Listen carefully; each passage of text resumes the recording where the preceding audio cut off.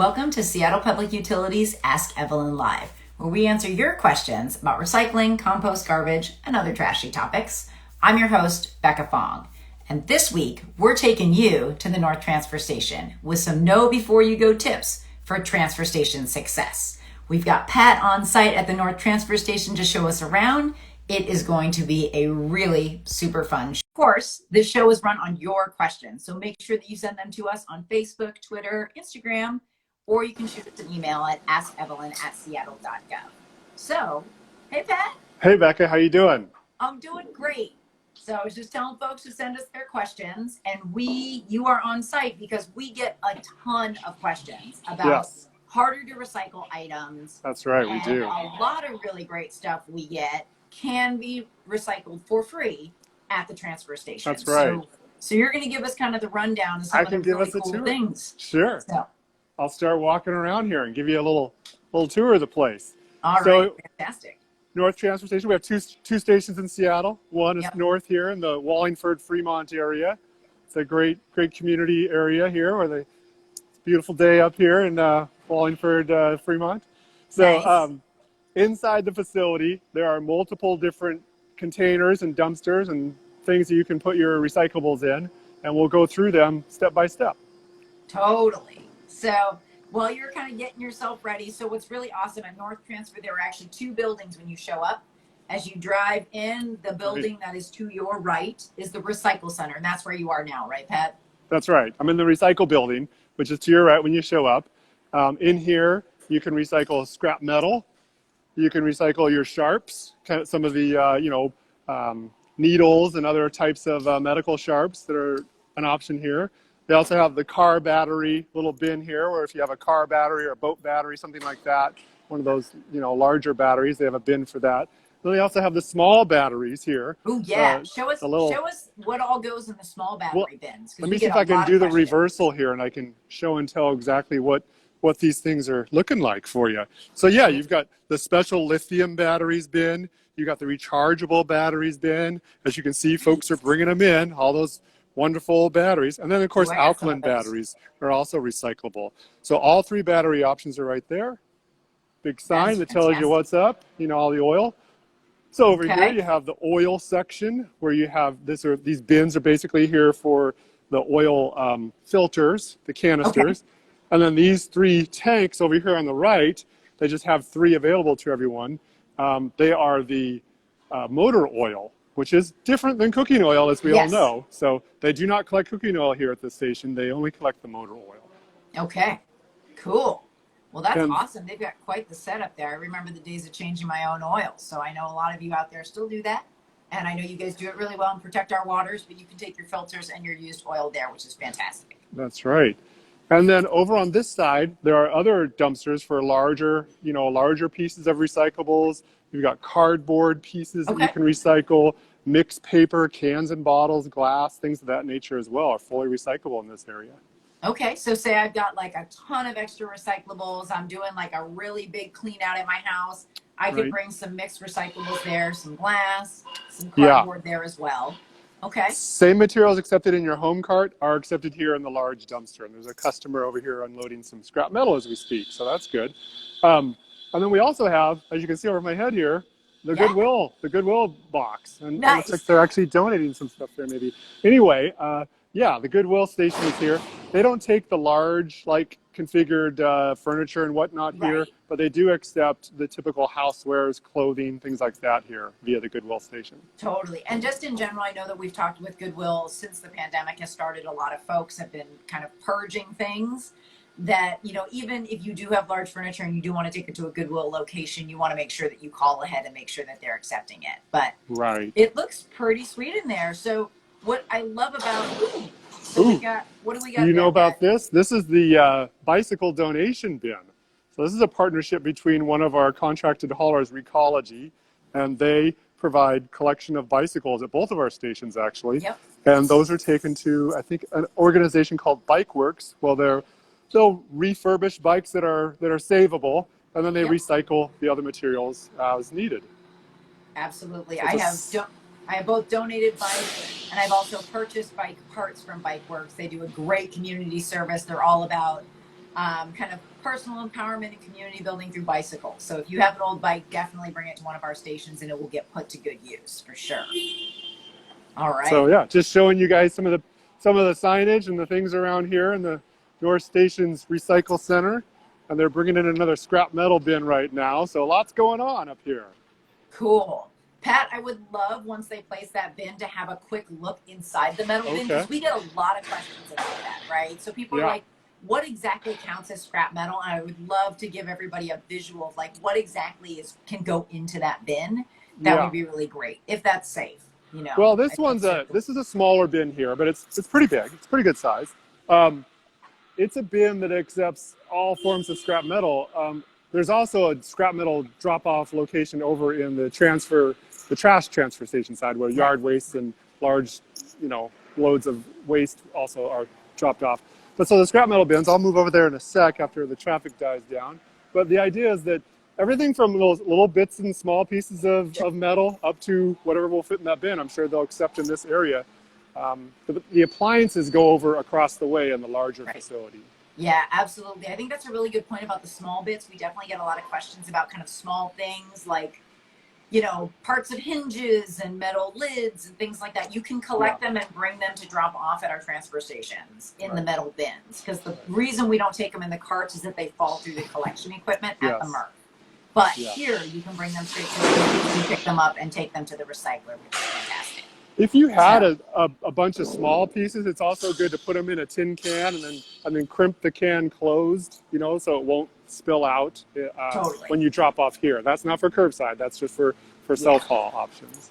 Let me see definitely. if I can see inside the bin now if you want Okay, to. while you're headed Traffic over is, there, I want to remind some folks that so when you come to the transfer stations, recycling all these things that Pat's given us a tour of are free, which is fantastic. So at both of our stations, it is the case. We collect the same things.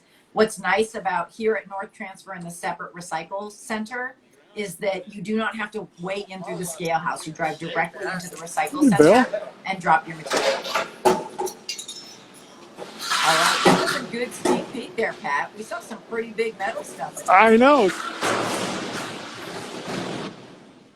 In my We can hear you estimation, fine. a couple pretty good chairs went in that bin, unfortunately. But hey, maybe they were bent up or something. I don't know. They looked pretty good. But yeah, there's some always an adventure here. There's always neat things to see, and people got to move their product. They've got materials. The Yep. station is conveniently located. It's in city. You don't have to drive way out into the sticks to get rid of your materials. This is a great self-haul option for folks. SPU rebuilt this station, what was it, about 4 years ago or so, 5 years Yep, ago? 2016. Yeah. 2016 is when it opened.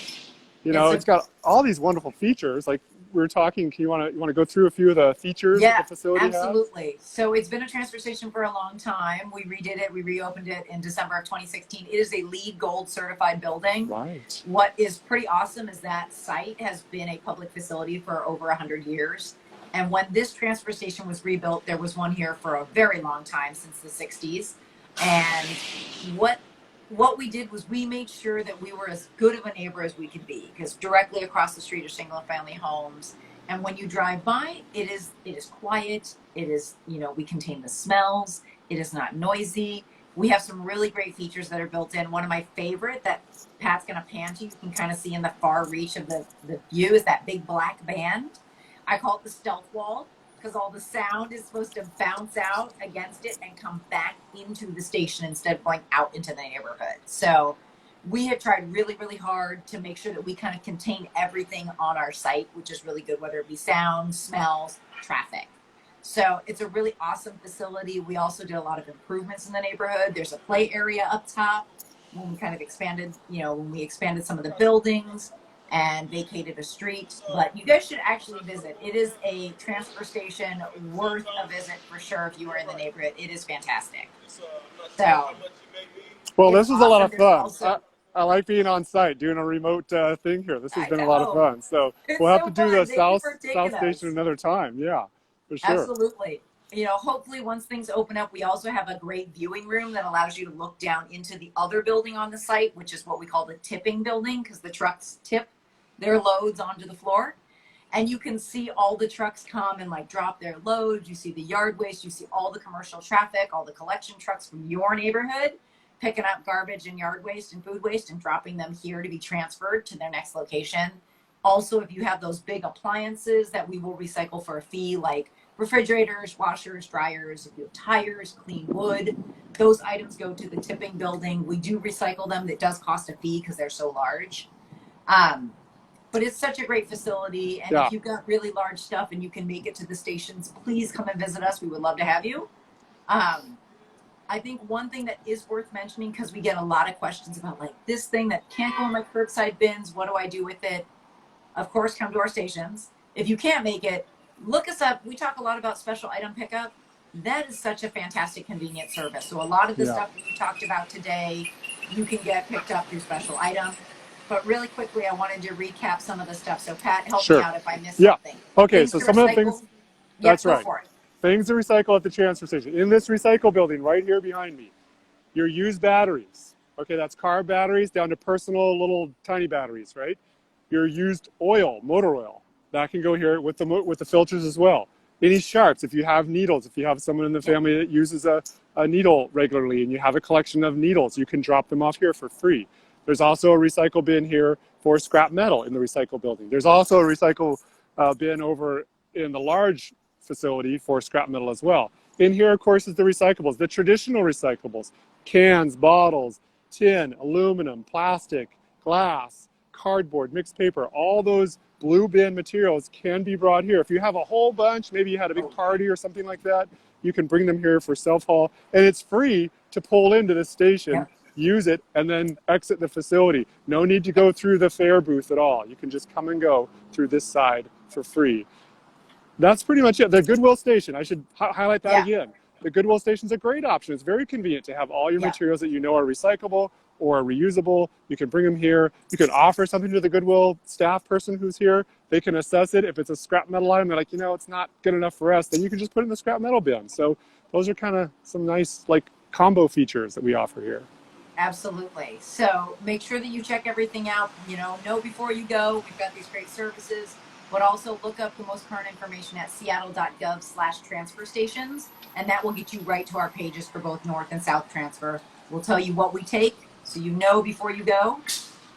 We would be remiss if we did not say there are a few things that we don't take at either of our stations. Right. Household hazardous waste is one, sewage is another. Super large stuff, and by super large I mean over 8 feet in length or over 200 pounds, we don't take. And then anything that has the possibility of containing asbestos. So furnace parts, ducting, that kind of thing, and that really is for the safety of our staff and the folks who are going to be handling the materials, and electronics. But other than that, we take a lot of stuff. But check out our website, and we'll make sure to have all the information. So, Pat, I'm so glad you were on site. This is super fun. Well, we'll have to do more of these. This was a lot of fun. And the staff here was great. They showed me around, gave me the quick tour, so I was refreshed on what the offerings were. Thanks to the SBU team for that. And, you know, we'll see you next time, I guess, right? Should we wrap up? Absolutely. I did want to mention one thing for all you guys watching out there. Right now, in about 3 more weeks, we are going to be closing our process for our Rethink Waste grants. These are fantastic grants that are available for if you have an idea for a project that would increase recycling or composting in your community or neighborhood or organization, or you know a small business that's doing that. We are offering grants in partnership with Waste Management from $500 to $5,000 to put your idea into action. So we're going to put a link in the show notes to submit an application for a Rethink Waste grant, and we would love to hear from you. These have been really fun. We've funded all kinds of different projects, from pulling material out of the Duwamish River to helping small businesses transition to reusable packaging. So whatever you're thinking about in that arena, definitely check it out and drop us an application. So that's a fair amount of support there. $5,000. That would be, you get a lot of recycling done for that amount of money. Waste prevention. A lot of stuff done. Yes, for sure. All right, folks, thank you so much for joining us. Thanks for coming and tuning in at a slightly later time. We'll be back to our normal time next week at 1:30, and we will see you there at Wednesday. And with that, I'm Becca Fong, and remember, life's simpler with less stuff. I'm Pat Kaufman, on location. Remember to recycle right. We'll see you next week. Bye. Bye, guys.